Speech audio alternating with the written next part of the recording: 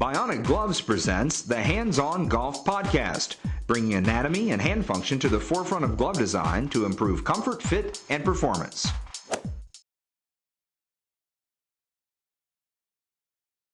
Welcome everyone to this week's Bionic Gloves Hands-On Golf Podcast. I am Chaz Rell, I am your host, and we're actually at the corporate offices of Bionic Gloves in downtown Louisville.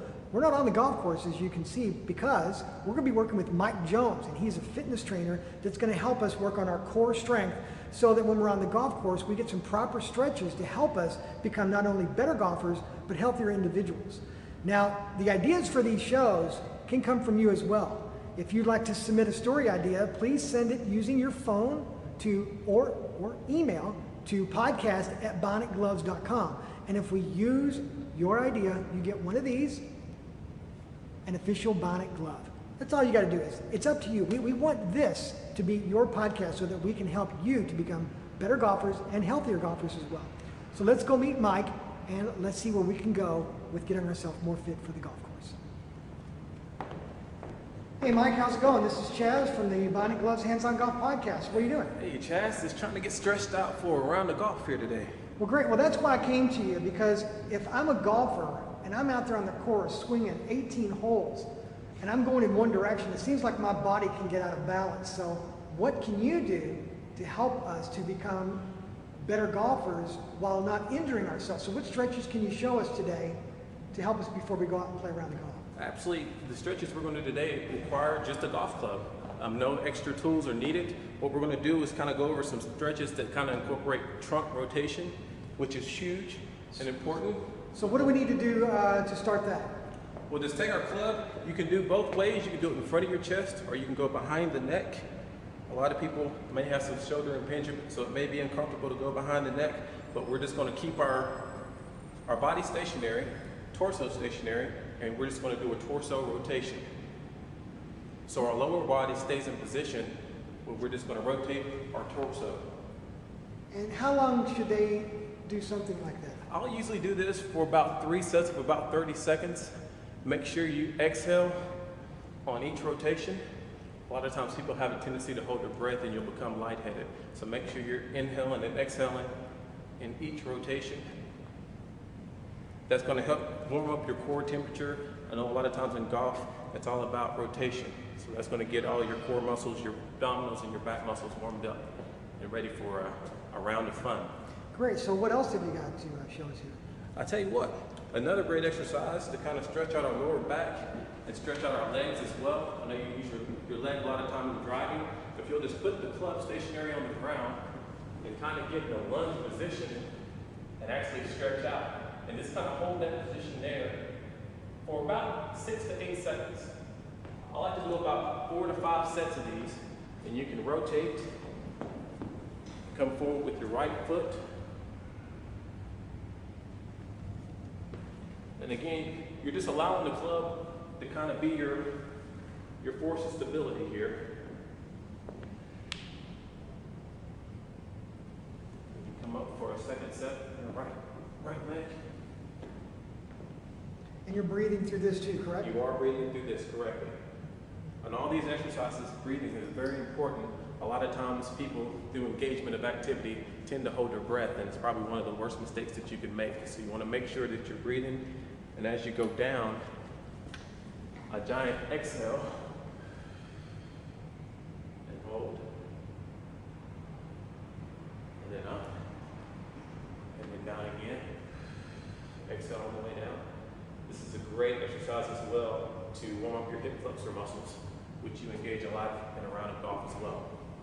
Now, you also told that there's a little bit more of an advanced move with a lunge and a twist. Can you show me that one as well? Absolutely. What I'm going to do, I'm going to make it stationary. You can walk with this, or you can keep it stationary. You want to grip the club, right hand over left hand. You want to rotate your trunk in the same place that your dominant leg is going to step. So if you're going to step first with your right leg, you want to rotate your trunk to the right. So it's just like this. And back. Same thing on the left side. And back. Now, back. A little bit more of an advanced movement. You're using your core muscles, your abdominals, and your back to keep you you stationary and to keep your balance. This is a great exercise. If you don't have that core strength that you can work on at home, you can grab anything that's got weight to it, whether it's a pillow, you can kind of build up in strength. Medicine ball is a great application, great product to grab. Now, how many of those should they do that you just did? These I actually try to keep between 8 to 10, because what you don't want to do is you don't want to fatigue your hip flexors. We hit our hip flexors when we're stretching here, and we don't want to over fatigue those hip flexors. So I usually keep this rep range between 6 to 8, no more than 10 reps. Okay, so these are something that we can do on the golf course before we go out and swing the clubs. Now, could we also work on our core? What if we're at the gym or at home? What other things could we do? What other positions or moves could we do to help us with our core muscles? Could you show us something like that in the gym area? Absolutely. Okay, follow me. All right, so this is what you're talking about. A little bit more advanced if you're at the gym or you're at the home. Now give me a little bit of understanding of what we're doing here.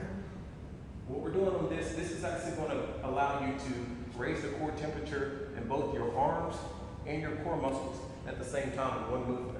Now can you show me how to get into that first? Absolutely. As you lower yourself to your stability ball, you want to make sure that the ball is placed in the lower portion of your back. You want to allow yourself to walk out with your feet, allow that ball to roll to where it's in the mid portion of your back, which is considered your rhomboid region. Bring your hands together. You can start to the right or the left, whatever you feel comfortable with. You want to thrust your pelvis in the air. This is going to allow you to engage your abdominal and lower back muscles the whole movement. And you just want to come down with your arms until they're perpendicular to the ground, to the right and left. Great exercise to strengthen core stability muscle groups.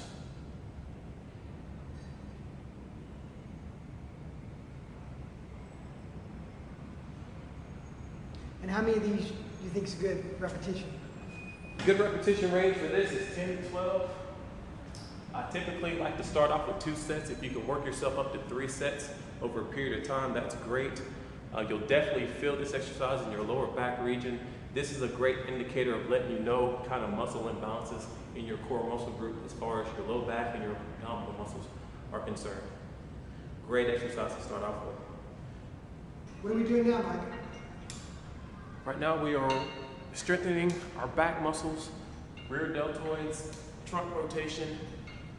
This motion right here will give us a lot of power on our front swing as well as our back swing. So this would be something, unless you've got this at home, of course, either at a gym or at your home gym, depending on what you got, right? Correct. Anything that you can utilize a high pulley system and you can pull from overhead. Another idea, you can actually take a resistor band or tubing and tie it around a higher, just happen to have some on hand. Tie it in a doorway, tie it above a ledge where you're pulling downward. And this might be great for someone too that doesn't have the strength to start on a system like this. A lot of times the user weights start, this particular one at 20 pounds. If you're not ready to handle that kind of weight, you can create resistance as well using tubing. Yeah, that's a great idea, because I remember years ago somebody taught me a trick that I even used a bicycle to, and that worked just as well. Creativity. That's right. And then you need to switch this out to the other side as well? Yes, sir. And here, Chaz, we're working our opposite side, working the same muscle groups, just from a different region. If you work both sides, one's going to strengthen your front swing, the second one will strengthen your back swing.